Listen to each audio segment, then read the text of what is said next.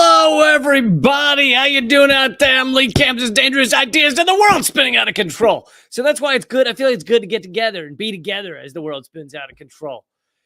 I got a lot of important stories for you on today's show. Israel's now essentially at war with 5-6 nations. I'll go through some of that. Depends on how you count. The New York mayor, a Democrat police chief, indicted with federal charges. I'll get into that story. I'm going to play some of Lula's killer speech at the UN, the brutal truths that he brought forward in front of all those goons, in front of that goon squad. Also, Putin is now lowering the bar for what needs to happen in order for nuclear war to kill us all. He's lowering the bar for when Russia will respond with nuclear arms. Now, there's fine criticism to be had for that, but also there's the fact that maybe the U.S. shouldn't keep poking the bear to see how close with nuclear war we can get and how exciting it'll be. Oh my God, I can't wait to be in a windowless bunker for 3 years, seeing if I can grow a piece of broccoli out of a can of old coffee grounds. That'll be a blast. Can't wait. No, I don't have one of those bunkers. It'd be nice. No, actually, it wouldn't be nice. I don't want to come out after the 3-year time span and just find that there's nothing left. And I made it. All right, glad I'm here. With the last surviving things are just a couple of centipedes. I'm like, it's just me and the centipedes now. Yeah, okay, I know. When the bomb's coming, I'm running out to the middle of the street because I don't want to be around past that. Kat Negrita is saying that YouTube unsubscribed her, and Kat Negrita is an awesome fan, and you're here all the time. So that apparently YouTube does not want you showing up to my shows. So everybody, you have to make sure every once in a while that you are subscribed, that you click the bell icon as well, because sometimes it'll just unbell you. That's what it might do. But okay, let's get into it here. So I've been bringing you, and by the way, everyone click thumbs up, do all that cool stuff. I've been bringing you the updates on Israel's the spreading war with Lebanon. Of course, the mass terror attack just a few days ago by Israel on thousands of Lebanese people. Some of them Hezbollah, some of them not. By the way, Hezbollah, by most of the world's countries, most of the world's governments do not view Hezbollah as or Hezbollah, I guess, to pronounce it correctly, as a terrorist organization. And that's mainly the U.S. and Israel that do that. And there's also kind of two sides to Hezbollah. There's the military side of it, and there's the government, political party side of it. And Israel did not differentiate, obviously. They also blew up children with their pager plot. Their terrorist plot, although the New York Times will tell you it's called a ruse. It was a clever terrorism ruse. Ho-ho! But, so yeah, you've got Lebanon as one of the, I'm going to go through the 5-6 countries that Israel's now at war with, which is not really being said on your mainstream media. I mean, obviously they're covering bits and pieces of this, but this is the whole region is spreading into massive war. Israel trying to genocide other people than just those in Gaza. They've obviously been committing genocide in Gaza, but they're now trying to go beyond that, apparently. They've killed, 36 Palestinians in Gaza. And isn't it crazy in the past 24 hours? Sorry, not 36, 41,000, but 36 in the past 24 hours. But isn't it insane that so this from Al Jazeera, it says, including 15 in the latest attack on a school sheltering war-displaced civilians. Isn't it crazy that our eyes just glaze over now? It's been so normalized that Israel is going to be just bombing and blowing up civilians. We're just like, how's that even a story? Why even telling me about the children that Israel has bombed? I thought we already covered that for a year now. Al Jazeera is now reporting outside of Israel because they've been banned by the Israeli government, which, if Israel were the only free society in the Middle East, right? That's what we're told. then they would allow Al Jazeera, wouldn't they? They'd allow media outlets, but no, they're not doing that. So ongoing attacks in Lebanon, bombs landing in Beirut now. So that's one. Obviously, you have Palestine, which I consider a nation, whether the U.S. vetoes its status in the UN or not. So that's two: Lebanon, Palestine. You have, of course, Yemen and the Houthis that have now hit within Tel Aviv. I covered that not long ago, that they were successfully fired from Yemen 2,000 kilometers and hit Tel Aviv, which also shows the holes of the Iron Dome. It's not quite as iron as Israel will have you believe. Okay, so that's three countries there. Then there's, of course, Iran, which, Iran is doing an impressive job of holding back, considering Israel has assassinated many of their officials. They've assassinated generals when they bombed their embassy or their consulate in Syria. They've assassinated some of the nuclear scientists. They've assassinated other Iranian officials. And Iran says they're going to retaliate soon, but they have not recently. There was the night when they fired 300 projectiles of varying kinds at the Iron Dome, and the ones they wanted to get through, they did indeed get through. But anyway, so add Iran to the list, of course. I actually pulled up the wrong headline first. Well, whatever. I'll just show this one. So you add Iran to the list. Then you got Iraq, and Iraqi militias intensify attacks on Israel to support Hezbollah amid ongoing conflict analysis. Another point about this. Thank you, Stolen TPS reports, for getting the donation started and supporting this show. Really appreciate it. Another point to add into this is that Israeli officials have basically been questioning the sovereignty of these countries, basically saying they don't count. They've been saying that Lebanon's not a real country. They've been saying that Iraq is not a real country, or various pieces of it aren't. And it's basically Israel trying to lay the propaganda groundwork for why they're allowed to steal parts of these countries and colonize them. And so, but yeah, these officials are now acting like these countries, they're not real countries. Iraq's not a real country. Lebanon is not a real country. So we might as well just attack them, kill innocent people, and steal their land. But yeah, so Iraqi militias are involved in attacks on Israel, and Israel, of course, is firing back. So now, again, as I said, it depends on how you count. Yeah, Henry in the chat is saying Israel's not a real country. Yeah, Israel was created in, 1947, 48 by the vote of 33 nations at the UN, which at the time had 52 nations and now has 192. I think we should have a new vote. What do you think as to whether Israel should be able to steal all the land they're stealing? But yeah, it depends on how you count this. But in many ways, Israel is also at war with Iraq right now, or at least factions in Iraq. Here's the headline from the attack on the Iranian consulate. And by the way, that was in Syria. It was the Iranian consulate in Syria. So Israel bombed Syria. Now, Israel's been bombing Syria fairly regularly for years now. And here's one from September 9th. Israel strikes on Syria, kill at least 16 people, Syrian state media say. So Israel's bombing Syria. So let's see. Is that all the list? Is that 6 or 7 of them? And of course, Iran. I already said that. Thank you, JF, for the donation. Yes, solidarity. Helping keep this show going. Barely squeaking out here with all the suppression.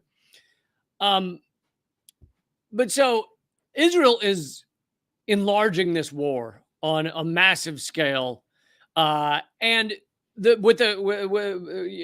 cases that Israel is not enlarging it, there's certain people's areas, sects, militias, what have you, that are firing at Israel because Israel's committing genocide.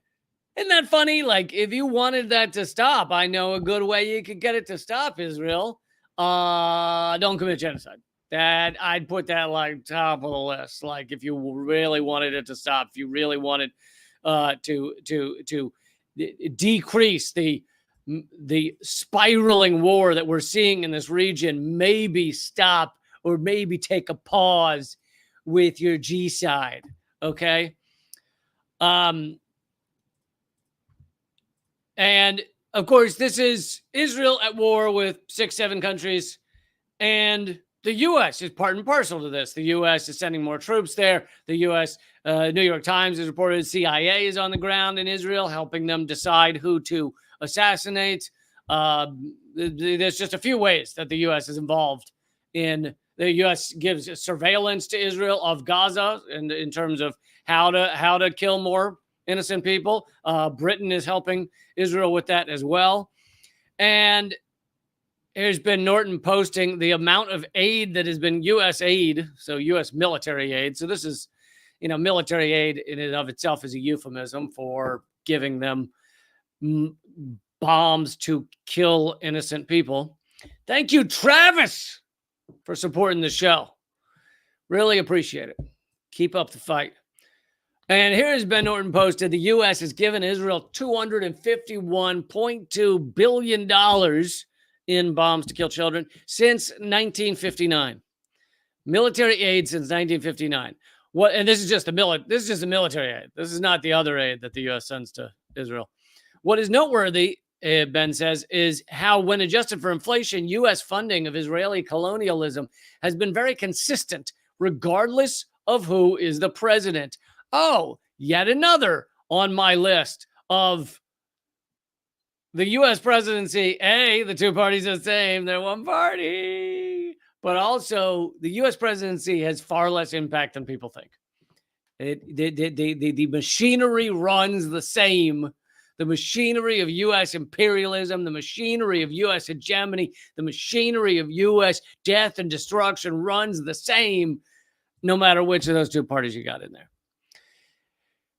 Ben continues, Israel is a key outpost of the U.S. empire. As Biden said, it's the best $3 billion investment we make. I guess he means a year. I don't know what $3 billion means, because that is not a big amount of money compared to what they often are giving Israel. But Biden added, were there not in Israel, the United States of America would have to invent in Israel to protect her interests in the region. The U.S. would have to go out and invent in Israel. And Joe Biden has said this multiple times and doesn't seem to understand just how wildly offensive it is. The U.S. has given Israel $250 billion in military aid since 1959, although most of it starts in 1970. And here's a chart for those of you not listening to the podcast, for those of you in the visual world. And it really is just a straight shot up. And that's what Ben was saying. When adjusted for inflation, it's actually almost identical no matter who is in the presidency. And here's a little, Ben put this together. Others have put this together as well, but here's a little clip show of Biden saying that the U.S. would have to invent Israel. Basically saying the U.S. is a battleship. Sorry, Israel is a battleship for the U.S. in the Middle East. Were there not an Israel, the United States of America would have to invent an Israel to protect her interest in the region. The United States would have to go out and invent an Israel. I've often said, Mr. President, if there were not an Israel, we'd have to invent one. I've long said, if Israel didn't exist, we'd have to invent it. It also kind of accidentally shows the waning days of the waning of Biden's intellect and Biden's ability to speak. In the first clip, he's like, if there wasn't an Israel, he's like frothing at the mouth. He's got the Hitler hair flapping in the wind. If there wasn't an Israel, we'd have to invent one. And then by the end, I have always had, if there was no Israel, that I would have to invent one. But yeah, this is the U.S. admitting that Israel's largely a vassal state. Now, that doesn't mean that Israel does everything, that everything Israel's doing right now is everything the United States wants. I think the U.S. does not want it to spiral into full-on war the way it is. But Israel, Netanyahu, and these radical Jewish supremacists, I mean, it is an ethno state. And by the way, Israel does not speak for all Jews. Spread the word, okay? There are those of us out there that do not allow Israel to speak for us. But yeah, I don't think they want this to spread into some massive war the way Netanyahu and his goons do.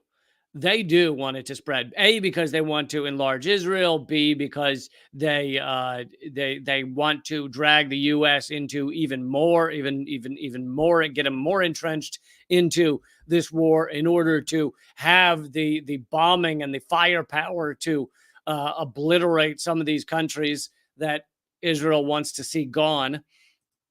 And Israel's succeeding. I think I said this on the live stream the other day, so forgive me for repeating myself. But at every step through this genocide since October 7th, at every step, it's like slow motion. We see it happening. We like the first couple of days after October 7th, we were like, they're going to commit like mass genocide. And you had the U.S. media and everyone pushing back, no, and going forward. And then sure enough, they're committing mass genocide. And we go, they're enlarging the war they're going to strike Iran and Lebanon. And they, no. And they're striking Lebanon and Iran. And with each step, we just, it just happens. It's just in slow motion. Hey, that $230 million pier you're building that's completely pointless is stupid and meaningless. And at minimum, it's going to do nothing. At worst, it's going to become a platform for ethnic cleansing. And what do you know? It did nothing and also was used as a platform for a genocidal attack by Israel. So it all seems slow motion. It doesn't it? Like we say it's going to happen, then it happens. It just takes way too long. I mean, not that I want it to happen quicker. I want it to not happen at all. But Miss Chewy, thank you for the donation. Where's the genocider's stutter? I guess you're talking about Biden. Yeah, Biden tried to blame like his bad debate performance on his stutter or something. It's like it wasn't your stutter. You're not able to speak anymore. Thank you, Miss Chewy, for supporting the show. Okay, I want to get to, a lot of important stuff coming up. Let's go to how Mayor Eric Adams has just been indicted. Now, for those of you outside the United States, a couple of things, in case you don't know it, although you probably do know it anyway. First of all, New York City, obviously one of the biggest cities in the world. So therefore, the mayor of New York is actually a larger player in the U.S. Politics and the U.S. government than most governors, even though governors are technically a higher position. Like you look at the governor of, Wisconsin or something, and not nearly as talked about as much or as pivotal or important as the mayor of New York. And so important position, tons of resources, billions of dollars, tons of people, all that stuff. And this is he was a new mayor. He'd never been in the position before. And he's a former police chief. And he is a black man, which I'm not just adding that for no reason. It'll come into play in a few minutes. Thank you, Taylor, for the donation. Yes. Solidarity.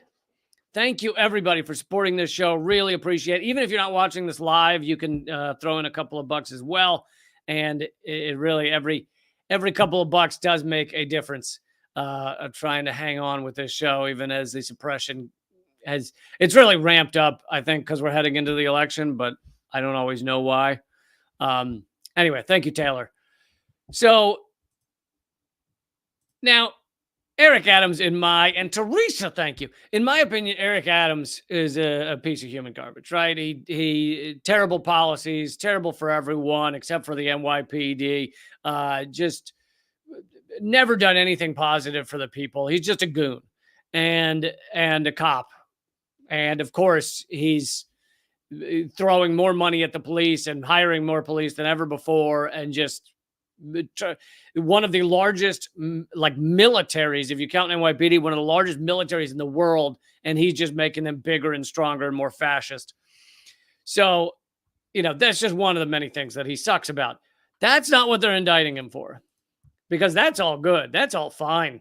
That's fine with our FBI and our intelligence services and our State Department. Sorry, Attorney General, not State Department. This is from the New York Times. Federal agents searched the mayor's residence again today, or this might be yesterday. But he was charged. The mayor has been charged in bribery and fraud.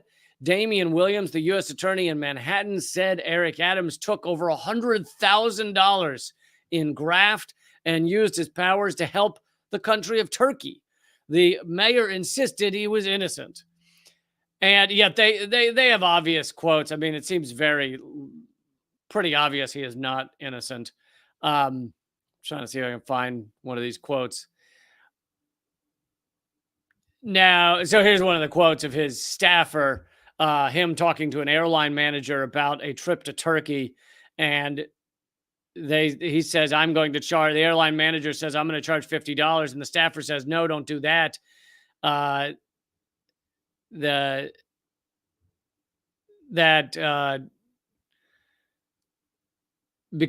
it would look like it's like he's getting it almost free.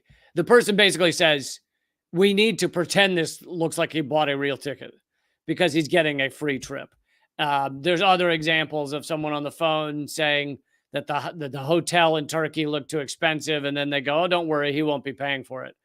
And now some of you may notice that this is much of this. Thank you, M. Kip, for the donation. Yes, solidarity. Much you may notice that this has to do with the Foreign Agent Registry Act. He's charged violating the Foreign Agent Registry Act. And as you also know, I've been highly critical of the Foreign Agent Registry Act and how it's been used to go after activists and go after media people. But if we are going to have a Foreign Agent Registry Act, this is the actual real thing it should be used to go after. Actual bribes coming from another country. Bribes to do things. Not bribes to, not paying a media personality to report things. FARA was never intended to go after media organizations. And if you're going to use it to go after media organizations, you have to go after all of them. BBC, CBC, ABC, all the ones, meaning Australia broadcast, all the ones that are not American. But of course, they don't do that. And of course, Israel. But this is the type of thing that he's indicted for. Seems very much like what you would use FARA for, to actually stop bribes coming from a foreign country. Now, he decided to have a press conference claiming his innocence. And I will say this, that there does seem to be a specific color of person, a specific skin color that seems to be almost everybody involved in this scandal. And there's a reasonable question as to whether this is why he's just about the only official outside of the Trump administration that they've gone after for FARA violations. And, there's some questions to be had there of, is this a biased investigation? Not whether he committed it. It seems almost definite he committed it, judging by these quotes that they've released, or his staff did at least. But whether they're going after particularly him and not others, because he's not as powerful maybe as white politicians might be. But anyway, So he had a press conference where he tried to make it almost exclusively a race issue. And here are some protesters that showed up, and God, these protesters are great. Love them. I love just interrupt these clowns. Interrupt these absolutely corrupt clowns. Anyway, you'll hear, for those of you listening to the podcast, Mayor McAdams is standing. His name's not McAdams, but it's more fun to say that. Mayor McAdams is standing there with a big smile on his face, and you can hear at the podium, and you can hear the protesters in the background. This is not a black day. This is not a black day. This is a youth day. This is a youth day, Eric Adams. This is not a black day. Your policies are anti-black. You are a disgrace to all black people in this city. The things that you have done are unconscionable. You hurt our schools. Our streets are dirty. Our children are harassed by the police. This is ridiculous. This is ridiculous. You can shush me all you want, but the people are with us. And this is not a black day. This is a justice day. First of all, I want to thank you for being here. And he just has to sit there smiling. I think you guys could hear it, but the protesters were saying this is not a black thing. This is a you thing. Your policies are anti-black, because they are. He has not been good to black people in New York. And, you know, it is tough not to be fine with the downfall of a former police chief, corrupt official, as we're seeing right here. Okay, I want to move on, and we'll see if he has enough money and high-powered friends to get out of it. That's the thing, is a lot of times you see these exceptions that prove the rule, and I just mean in terms of a high-powered person getting indicted.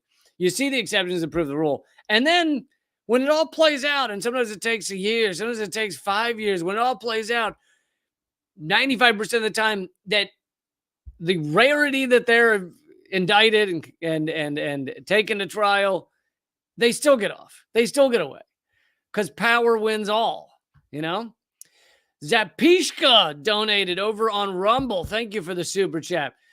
Zapishka says, just imagine all those future terrorists being created for every child's parents killed by U.S. weapons. Yes, that is very true. We are just creating people that despise the United States. And then we act like surprised that there's people that despise the United States. Well, why is that? Could it be they hate us for our freedom? Could it be they hate us because we get to choose paper or plastic at the grocery store? Could it be that they hate us because there are roughly 900 varieties of toothbrush to choose from? Could that be why they hate us?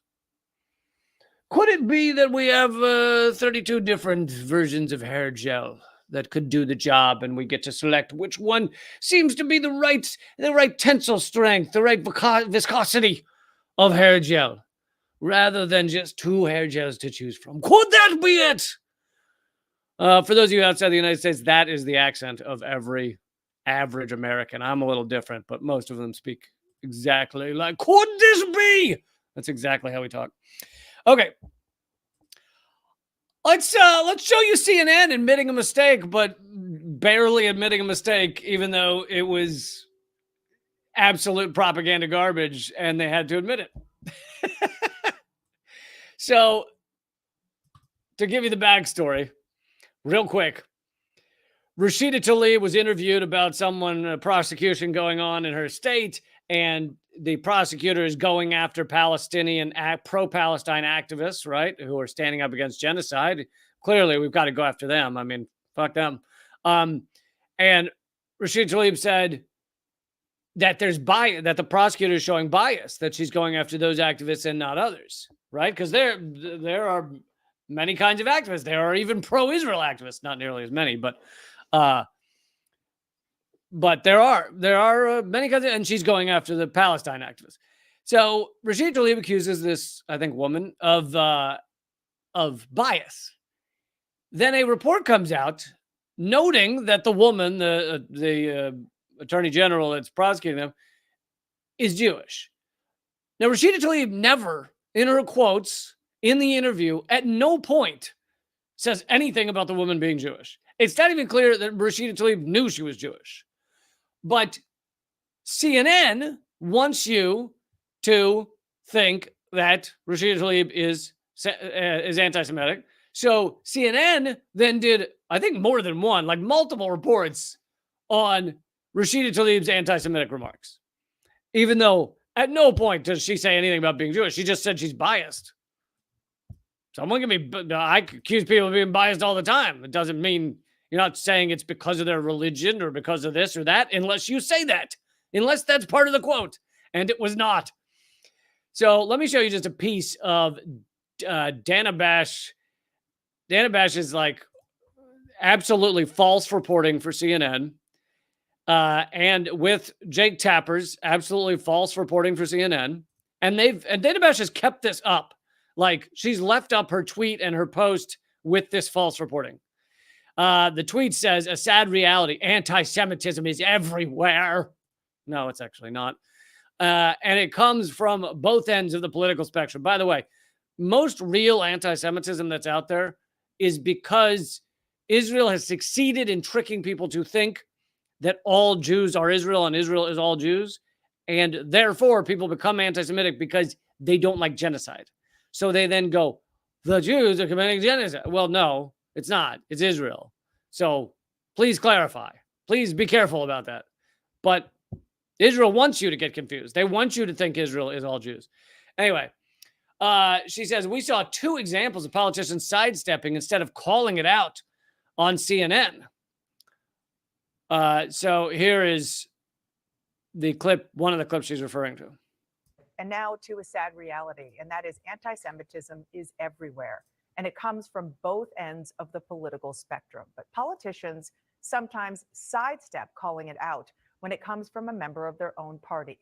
We saw 2 examples on State of the Union yesterday. First, with Michigan Governor Gretchen Whitmer, when my co-anchor Jake Tapper asked about a Democratic Congresswoman's accusation that the state's Jewish attorney general was letting her religion influence her job. So right there, absolutely false. If you actually read the quotes, Rashida Tlaib said nothing about a religion. Nothing. And Dana Bash made it up. Do you think that Tlaib's suggestion that Nessel's office is biased was anti-Semitic? And of course, Jake Tapper phrasing that question that way, he's also lying to you. Listen, Jake, you know what? All I can say is that I know that our Jewish community is in pain, as is our Palestinian and Muslim and Arab communities in Michigan. Congresswoman Tlaib is suggesting that she shouldn't be prosecuting these individuals that Nessel says broke the law, and that she's only doing it because she's Jewish, and the protesters are not. Nope. Did not happen. Absolutely fake news. And it's being used to impugn Rashida Tlaib as anti-Semitic, despite the fact it never happened. Even the journalist who interviewed Rashida Tlaib and wrote the article, even he responded to them on Twitter, to Dana Bash, and said, this is fake news. Rashida Tlaib said nothing about her being Jewish or her religion. That's quite an accusation. Do you think it's true? It's quite an accusation that you made up. By God, that is one hell of an accusation that you just invented. That I just invented to accuse you of. That thing she never said was horrific. Did you hear the thing she didn't say? Oh my God. I can't believe she said that thing she didn't say. That's it. I am done with that lady. Okay. So that's just a taste of Dana Bash, CNN, Jake Tapper lying and saying Rashida Tlaib said this thing she didn't say. Ultimately, after getting a lot of flack, they then, at least Dana Bash does, clarifies. She puts a new post up, a clarification on this story we brought you yesterday. Now, here's the thing, before I even play it. If you made something up and reported it as if it was a real thing, You don't clarify that. You retract the entire story and you go, oh, we made all that shit up. Let me clarify. This would be like if George W. Bush this year said, "I'd like to make a clarification about WMD in Iraq." Bit of a clarification here. Didn't want. Yeah, nope. There was no. Yeah, just wanted to clarify that. Okay, see you later. Here's her clarification. Clarification on a story we brought you yesterday concerning Congresswoman Rashida Tlaib's comments attacking a decision by Michigan Attorney General Dana Nessel to bring charges against pro-Palestinian protesters at the University of Michigan. Tlaib accused Nessel of, quote, biases. Here's Tlaib's full quote to the Detroit Metro Times. It seems that the Attorney General decided if the issue was Palestine, she was going to treat it differently.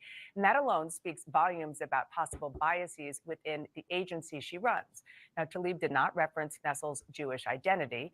Her office has not responded to our... Did you catch that? Rashida Tlaib did not say shit about her being Jewish. Didn't say anything about religion. Perhaps doesn't even know she's Jewish until this story broke.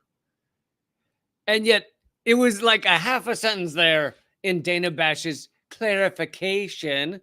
A request for clarity. Her allies insist that's not what she meant. But Nessel still says she believes it is anti-Semitic and repeated.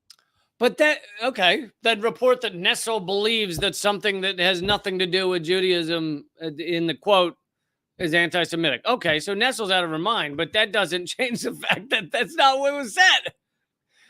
And that's the end of the clip. So that was Dana Bash's clarification that she and Jake Tapper spent whole segments accusing Rashida Tlaib of saying something she never said. Like, that is not a fucking clarification. That is a we made shit up. Okay? But no, that's a clarification. And the fact that they leave all this up. That's one of my favorite things is whenever these news organizations get something completely wrong, they leave it all up online for people to share. I mean, Dana Bash put that clarification above her other completely false report so that people can keep watching her false report and sharing it. And I've done segments on our mainstream media keeping up, like leaving online completely false stories. I don't remember all the examples I put. One of the funniest ones is like the stories. I think it was New York Times and others saying that Kim Jong-un had his girlfriend or ex-girlfriend executed.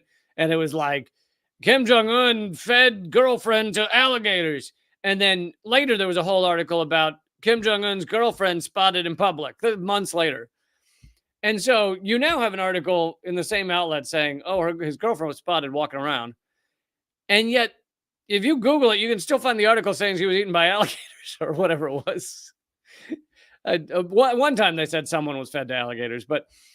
And so people can still Google the false article that's still sitting there and share it with people and go, look, New York Times said he fed her to alligators. There it is. It's the article right there. And it's like, why is that still there? Delete it.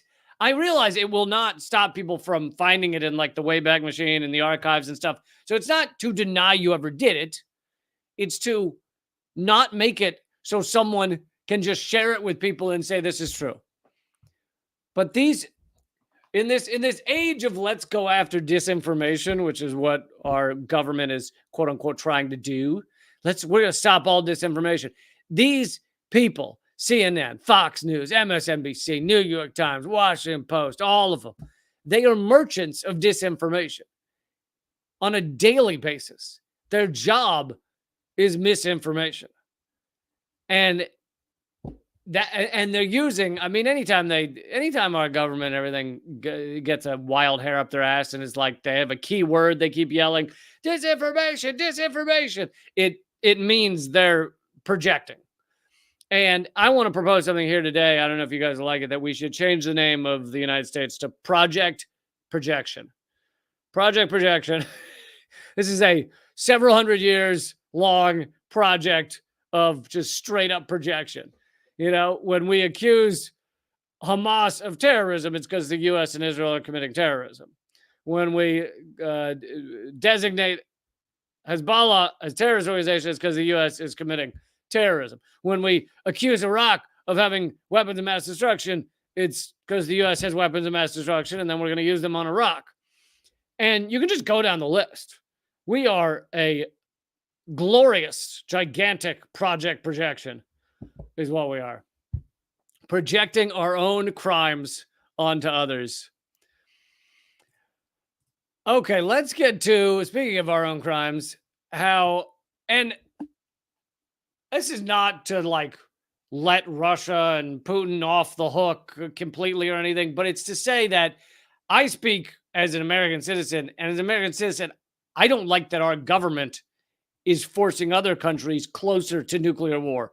And that's what this latest news is. By the way, everybody, please click thumbs up, click share, all those things. It'd be amazing if I could get a couple of new subscribers to leecamp.net or to patreon.com/leecamp. Either one will get you all kinds of extra content and exclusive content and everything. But you also support the show. And I'd love to do that. I'd love to get a couple more while we're still live streaming here. That would be awesome. That's patreon.com/leecamp or leecamp.net. When you get to leecamp.net, you got to scroll down to become a subscriber. But okay, here is Al Jazeera reporting Putin has lowered the bar for a nuclear strike amid Ukraine attacks. Russian President Vladimir Putin on Wednesday warned that Russia was changing its rules towards nuclear weapons, effectively lowering the threshold at which it might use them. And before I keep going, keep in mind, the U.S. and Russia had several large anti-nuclear proliferation treaties that Trump and now Biden have ripped up. So we, as a country, as a government, have looked to Russia and said all those things that we agreed on not allowing nuclear weapons to run wild so that we can stop the possible extinction of the human race via nuclear war. We're going to tear all those up. So that the U.S. has done that over the past several years. They continue from the article. Experts said the threat was designed to scare the United States and its allies at a time when Ukraine is pressuring NATO members to allow it to use long-range missiles for strikes deep into Russian territory. Basically, Ukraine wants to get these long-range missiles from NATO, from the United States, and get the approval, because Ukraine is now a vassal state, a feudal state of the United States and NATO, get the approval to then fire those missiles, which would be from NATO, from the United States, into Moscow. So attacking Moscow using U.S. and NATO weaponry. And now here's the thing. That kind of sounds like NATO at war with Russia, doesn't it? And yet, if we are to decide that NATO's at war with Russia, we're talking World War III, and we're talking likely nuclear exchanges.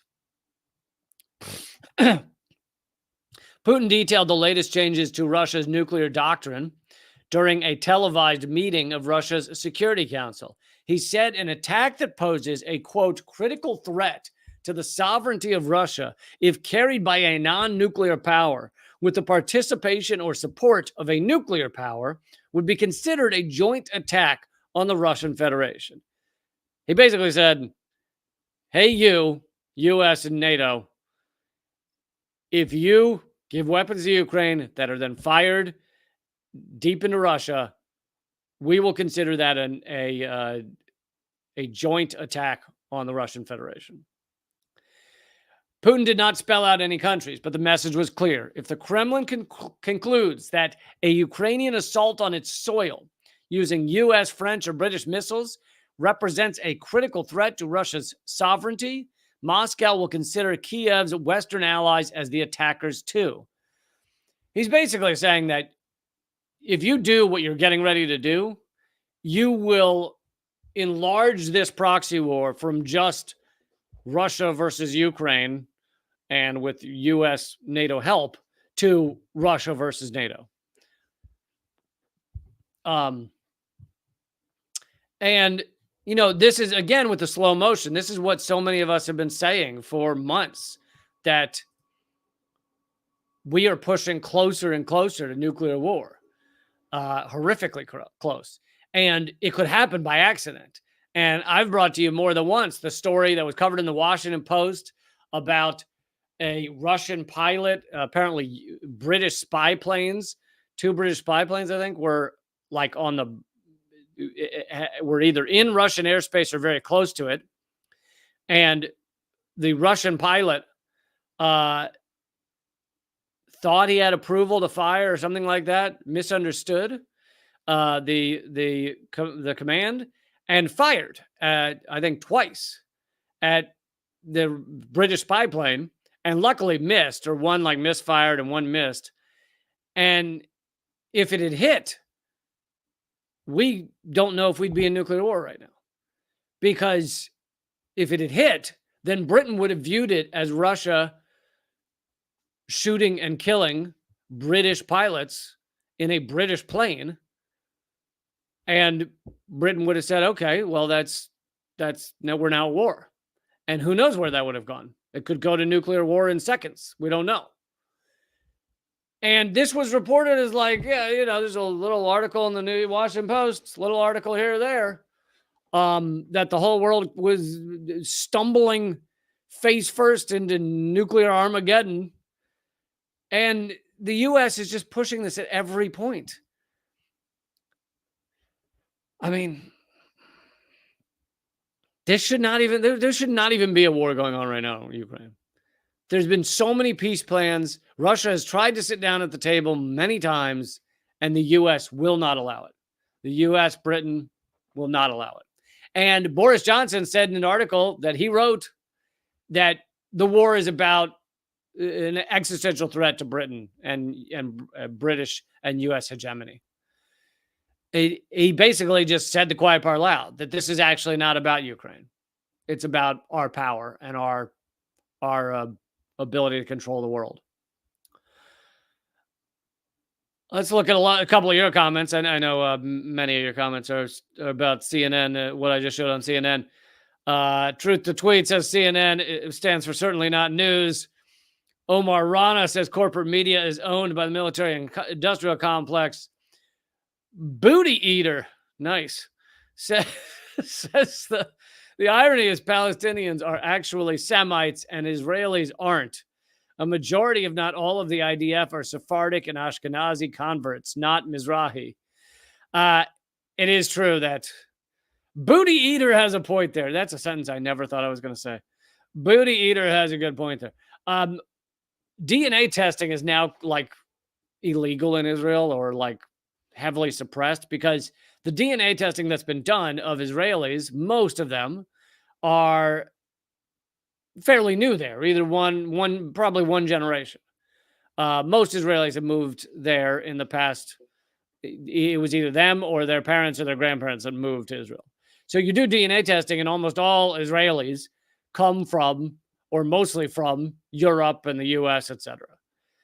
Now, Palestinians, that's not the case. Most of them did not move there in the past generation. So most Palestinians are Semitic going back many, many years, whereas most Israelis are not. So the term anti-Semite is a dumb term because, first of all, Palestinians are also Semites. But then on top of that, most Israelis are fairly new to the region. Let's see. Sam also says Arabs are Semites too. Rotso B. Harris says it's amazing how divided the Democratic Party is about to become. Huckleberry Ninja says censorship and propaganda at an all-time high in the U.S. right now. Yes, very true. Yolanda Kozma says wars are so expensive. No wonder the poverty we see now in America and Canada. Well, weirdly, they're expensive, but the U.S., the way the U.S. economy works, they view it as a moneymaker because we just print the money, and then that money, like 70% of it ends up in the pockets of weapons contractors, lobbyists, etc. So it's actually a giant money maker for the rich. Regina Demyan says, yes, I have Ashkenazi Jewish DNA from ancestry, and I am Ukrainian, Estonian, Polish, and Levant. Yeah. Okay, so I want to play some of these, some of Lula's speech to the UN. It's being dubbed over by a translator, so we won't get to hear Lula's beautiful dulcet tones.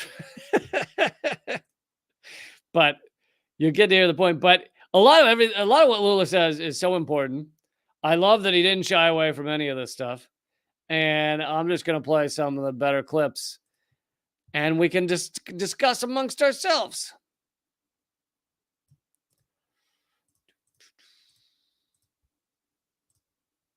$2.4 trillion. Over $90 billion have been mobilized with nuclear arsenals. These resources could have been used to finance the fight against hunger and climate change. What we are seeing. So, yeah, I appreciate saying that type of thing, even though I also understand that the U.S. can print whatever amount of money they want. So whenever you say we don't have money for things like to fight climate change or for hunger, etc., the truth is the U.S. has all the money that they want. But I still think it's important. I don't want to abandon the idea that that's our tax dollars going to kill children, because I think I think that's an important way to that people care about these things, is where are my tax dollars going? Oh, they're going to bomb children when they could be going to healthcare. It's still often an important way to talk about it, I think. But also, he's not American, so it's a little different. Is an increase in military capabilities. The use of force not supported by international law is becoming the rule.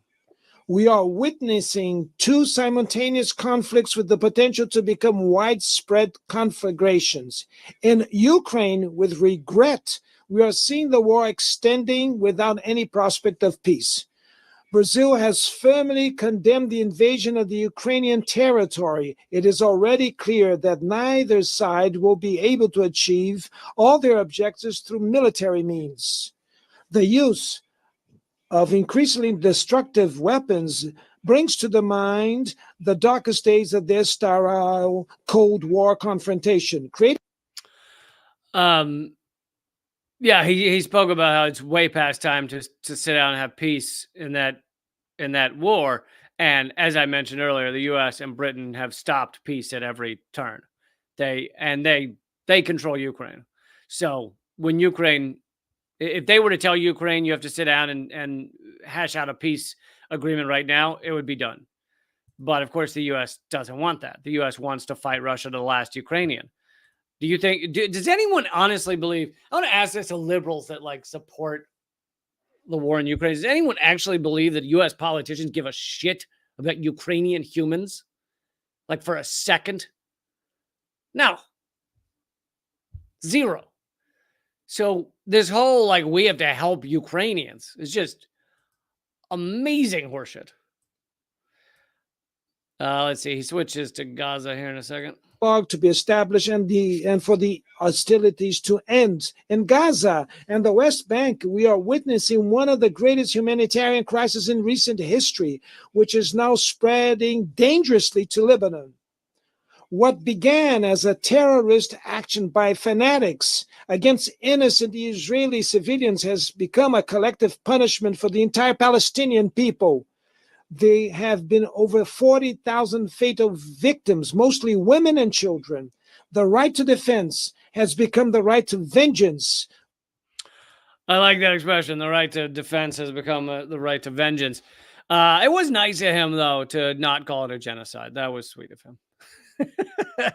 I guess he felt that, too. There's certain buzzwords that get the UN up in arms, and he didn't want to use that one. But of course, you can't say 40,000, mostly women and children, dead and not understand it's a genocide. Which prevents an agreement for the release of hostages and postpones the ceasefire.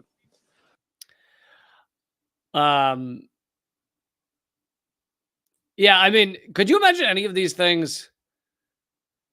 I'll throw this question to you guys. Can you imagine any of these, like this speech being given by a U.S. politician, like strongly? I'm not saying a little piece here or there, but I'm saying like literally covering all of these aspects. I don't think there's a little. I don't know if there's a U.S. politician on the national stage that's brave enough to say these things. Like all of them. Obviously, Rashida Tlaib is good on Palestine, but Deplanetize our life together. We're doomed to climate change. and by the way, when I say politician, I'm talking about politicians in office, not Jill Stein, Cornel West, Claudia De La Cruz. There's plenty that are not in office that are excellent on some of these issues, or all of these issues, maybe. Interdependence. The planet is no longer waiting to demand payment for the next generation and is fed up with unfulfilled climate agreements. It is tired of neglected carbon reduction targets and financial aid to poor countries that does not arrive. Denialism succumbs to evidence of global warming. 2024 is on track to be the hottest year in modern history. Hurricanes in the Caribbean, typhoons in Asia, droughts and floods in Africa, torrential rains in Europe leave a trail of death and destruction. So great points on climate change, and he talks about how the agreements are meaningless. Where did it go? Dave Anthony's comment disappear? There it is. Dave Anthony, thanks for watching. Dave has a great point, even though I am not informed on it. But Lula has a genocide happening in Brazil against the Yanomami, and he talked about helping them during the election, but has done nothing. He does mention in which that words versus actions. So big difference. Later he mentions indigenous peoples, but obviously if he's not doing anything about it, then mentioning it doesn't really matter. But let's see. He does. Maybe that's in this next part. He talks about deforestation in the Amazon. Fighting against those who profit with environmental degradation. We will not tolerate environmental crimes, illegal mining, and organized crime. We reduced the deforestation in the Amazon by 50% in the last year, and we will eradicate it by 2030. It is no longer acceptable to think about solutions for tropical forests without listening to the indigenous peoples, traditional communities, and all those that live in them. Now, yeah, some of you are calling him a hypocrite. Yeah, if he's allowing the continued murder of the indigenous while saying we need to think about the indigenous, that's problematic. I will say I was just kind of watching it in terms of comparing it to U.S. politicians in office. And when was the last time you heard any of them talk about deforestation in the United States? Granted, the United States does not have an Amazon, but there are plenty of forests in the United States, and they're all getting fucking chopped down. And I can't even recall the last politician in office I've heard mention deforestation in the United States. Eleanor Goldfield did an excellent short documentary called To the Trees, T-O, and I think it's at tothetreesfilm.com maybe. And it was about deforestation of the redwoods in California, and often not just with redwoods, but with a lot of trees. I didn't realize this. When you're driving along the highway, especially highways in more scenic areas, you'll often see a lot of trees because the companies that do the deforestation have realized that people get upset when you cut the trees by the road because they drive by and they go, oh my God. So if you actually look on a map, they'll leave the forest for like a half mile or a quarter mile around the highway, and then they'll just cut all the rest down. So that when you're driving down that highway, you think the forest is still there. And in fact, they've gutted the rest of it. It's absolutely horrific. And I didn't realize that was like a standard practice. Let's see. He then gets into, and I was just excited to see him mention talk about climate change, talk about climate crisis, because so few do. even as we have the hottest year ever recorded. And last year was the hottest year ever recorded. And the year before that was the hottest year ever recorded. The year before that was the hottest year ever recorded. It's funny how each year ends up being the hottest year ever recorded. It's so crazy. So crazy how that works. I think it's in artificial intelligence, which is an important point that I think not a lot of people are, people who aren't in the fields of artificial intelligence don't seem to be grasping. The domestic economy. In the area of artificial intelligence, we are experiencing the consolidation of the asymmetries that lead to a true knowledge oligopoly. The unprecedented concentration in the hands of a small number of people and companies based in an even smaller number of countries is advancing. We are interested in an emancipatory artificial intelligence, which also has the face of the global south and which strengthens cultural diversity, that respects human rights, protects personal data, and promotes information integrity. Key points there about the asymmetry. We are increasingly getting to this asymmetric world where the rich and in just a handful of countries are going to, and already, but will even more so soon, have just unbelievable technological abilities. You know, the ability to do just about anything and map out just about anything with artificial intelligence, while so much of the world is not just operating without that, but without fucking smartphones. I mean, without so much technology. And so that asymmetry allows for abuse, extraction, oppression, and that it's just we're seeing it just run away. I mean, corporations with strong artificial intelligence that keeps growing are just going to be able to obliterate anyone that's being left behind.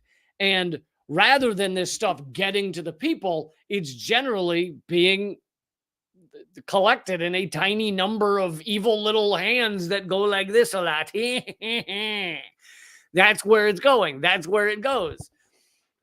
And so it really is amazing to me that some people do not understand the impact artificial intelligence has and will continue to have. And you know, people just go, "Oh, I asked it to write a book report for me and it wasn't very good, so it can't do anything." And you're like, that's funny because right now AI is being used by some company to decide that they want to, buy your area of town out from under you and bulldoze your house. Like, it's just right now AI is being used to decide that your uncle doesn't get out of prison because there's an AI program that's racist that has decided he's a greater risk than the other guy in the cell next to him because he grew up with a father who, died of liver cancer. So, like, you don't even know the inputs that are making the AI decisions. And here we are going, oh, well, I don't know. I guess we're just stumbling into this awful dystopian future. We're just like, well, let's see what happens. Now, that being said, AI could be used for amazing things. You could create an awesome AI program that literally solves poverty. Like, you could have awesome AI programs that for the least amount of money tell us how to feed the largest number of people or solve for clean water. If you actually create them correctly and use them correctly and then do what they've mapped out, they could be amazing. Just such a massive benefit to humanity. And that is not where we're headed. That is not where we're going right now at all. And so, it's good to see Lula bringing up artificial intelligence and the asymmetry of it. Let's see. Let's play one more clip from him. Countries are increasing the scope of this scourge. But hunger is not just the result of external factors. It arises above all from political choices. Today, the world produces more than enough food to eradicate it. What is missing is for conditions to be created so that food may be affordable. This is my government's most urgent commitment. End hunger in Brazil, as we did in 2014. In 23 alone, we lifted 24,400,000 people out of a condition of severe food insecurity. Anyway, I wanted to play that clip because he talks about the fact that we absolutely have the resources to feed everyone. And that is true. We technically live in a post-scarcity world. We're just not using it. We're not doing it correctly. Instead, we've got a capitalist system that allows for and actually perpetrates the situation for half the world's population to live on $2 a day and not know where they're going to get their food from. But if it were done right, if it were allotted correctly, we live in a post-scarcity world where everyone could have food, without a doubt. But let's see, since we did mention climate change, climate crisis, and there's a massive hurricane in over top Florida right now, which got way more powerful in like a span of a day, because that's one of the other things one of the other things that climate change does is a hurricane that was not that powerful becomes massive and super powerful in like a very short amount of time, far shorter than it used to be. But because we're mentioning climate crisis, how long have they known about climate change? Here's a news article from a mere 112 years ago. Under Science Notes and News, coal consumption affecting climate. The furnaces of the world are now burning 2 billion tons of coal a year. When this is burned, uniting with oxygen, it adds 7 billion tons of carbon dioxide to the atmosphere yearly. You get the point. Coal consumption is affecting the climate. And that article is from 112 years ago. Also, I find this article disconcerting because for some reason I see 1912 and I go, oh, that was 100 years ago. Instead of 112 years ago. Or I go, oh, that was like 90 years ago. Like, 1912. That was, what was that, 80 years ago or something? 80, 90 years ago?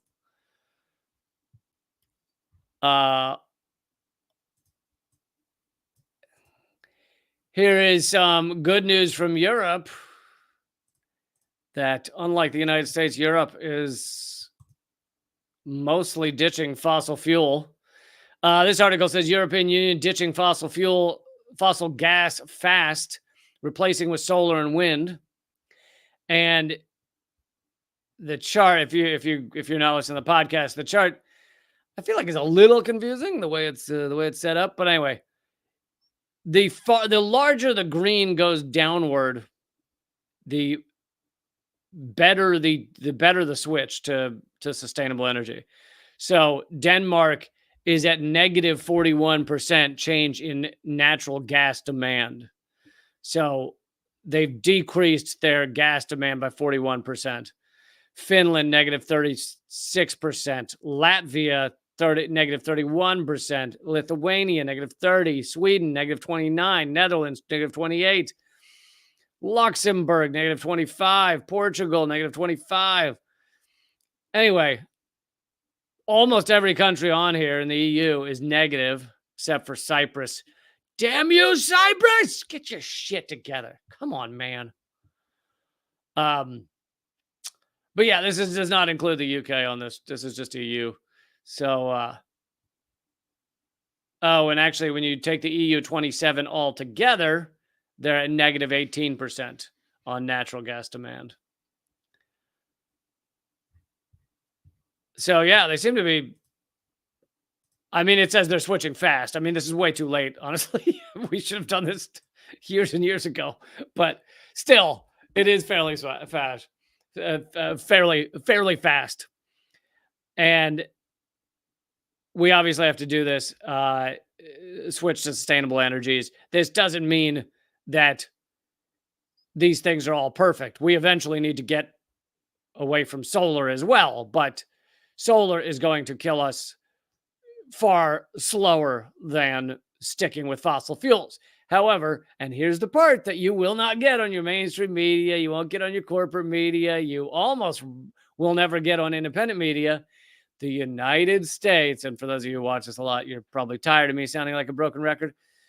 The United States has a massive, massive existential motivation to keep fossil fuels pumping. And it is not just that we have big oil companies. That may be a little bit of it, but it's that the US dollar is based on really two things: the petrodollar and being the global reserve currency. And the reason we're the global reserve currency is because the petrodollar is strong. So the moment petro stops rolling, the dollar stops being powerful. We can't print as many dollars as we want anymore. The U.S. can't spend $1 trillion a year on military, etc. And so it all spirals out of that. And once you understand this, you understand a lot more of why the U.S. behaves the way it does. Because most of the countries that the U.S. has invaded in the Middle East, we have not stolen that much oil. Like, yeah, some, but not it's not really like some crazy amount. You know, Libya, Iraq, Syria, we control the oil fields, and we do steal some. There's definitely some of that. But it's not nearly to the level of like, we need to invade and kill 1 million people in order to get that oil.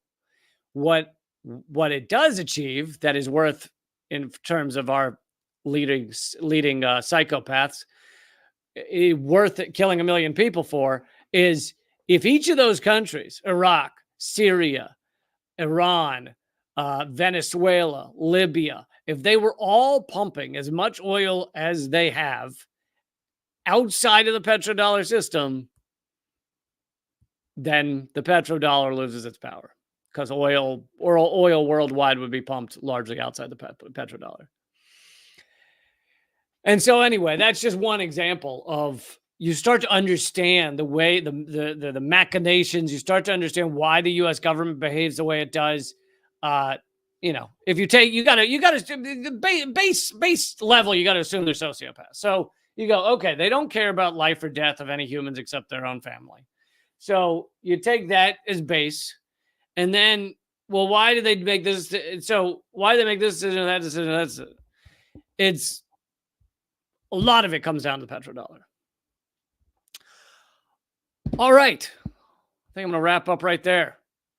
For those of you new to the show, I live stream 4 days a week: Monday, Tuesday, Thursday, Friday. I will be back tomorrow, which is Friday, at 3 p.m. Eastern, noon Pacific. Eleanor Goldfield should be joining me. Oh, I was going to look up, make sure I have the site right for Eleanor's film about trees. Yes, tothetreesfilm.com is her award-winning film, and you can go watch that. You can name your fair price to watch her documentary. Her other award-winning documentary is called Hard Road of Hope. Anyway, I will be back tomorrow. Let's see, what do I have coming up? I am going to hopefully soon launch a new podcast called Just Comedy. That's just my comedy stuff, rather than my live streams.